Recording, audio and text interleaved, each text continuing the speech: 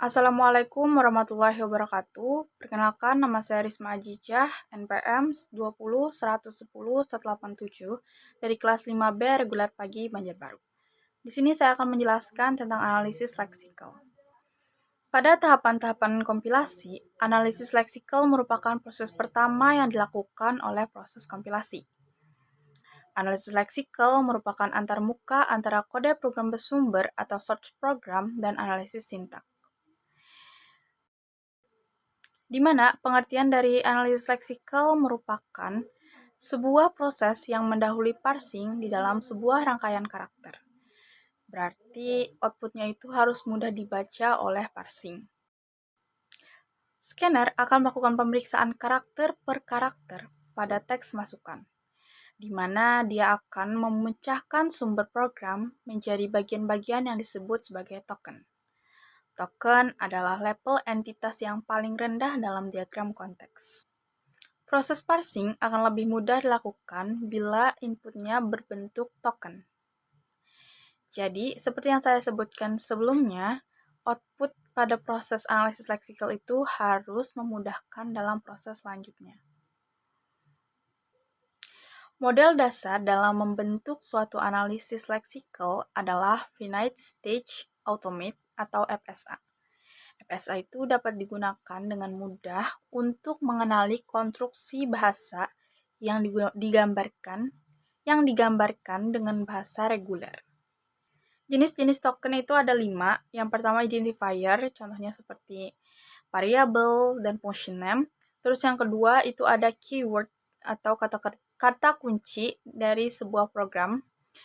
Contohnya itu seperti while, if, else, and, begin, function, dan lain sebagainya. Nah, di beberapa penjelasan tentang analisis leksikal ini, si identifier dan keyword ini tuh dijadikan jadi satu token dengan nama identifier. Terus yang ketiga itu ada operator, contohnya seperti tambah, kurang, bagi, kali, dan sebagainya. Terus yang keempat ada literals atau sering juga disebut dengan konstanta. Konstanta ini adalah nilai-nilai yang tidak dapat berubah bentuknya.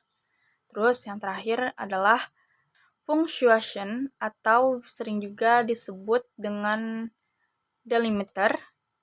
Nah, punctuation atau pemisah atau pembatas pada program ini terbagi menjadi 2. Yang pertama pemisah berpengaruh dan yang kedua pemisah yang tidak berpengaruh. Yang pemisah berpengaruh ini itu contohnya seperti titik 2, titik bagi, titik. Nah, intinya itu jika tidak ada simbol itu, maka kode program akan kacau. Yang kedua itu pemisah yang tidak berpengaruh, itu seperti spasi dan enter. Di mana jika tidak ada spasi atau enter itu, programnya tetap akan jalan dan tidak akan kacau. Pemisah tidak berpengaruh itu bisa juga disebut dengan white space, di mana white space ini digunakan untuk visualisasi kita pada program, di mana supaya kita bisa mudah itu melihat program susunannya, terus melihat kalau ada yang error dan sebagainya. Nah, di sini ada contoh codingan program dari proses analisis leksikal, di mana di sini ada package Hello World Apps, public class test Java, public static void main, string arts, system out println Hello World. Di mana di Hello World app dan test Java ini termasuk ke dalam identifier, terus package, public class, public static void main, string, art, system, out, println ini termasuk dalam keyword. Terus hello world ini termasuk ke dalam literals dan function itu ada titik koma, kurung kurawal, terus kurung siku ini dan tanda petik ini, terus ada titik. Selanjutnya di sini ada codingan contoh lain dari codingan program latihan var x integer x sama dengan x plus 1n ini, di mana latihan dan x ini adalah termasuk identifier, sedangkan program var integer n ini termasuk ke dalam keyword.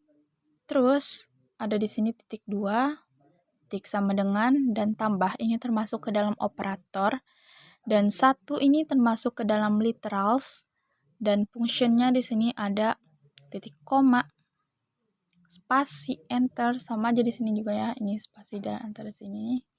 Inilah termasuk namanya punctuation atau pembatas ya. Oke.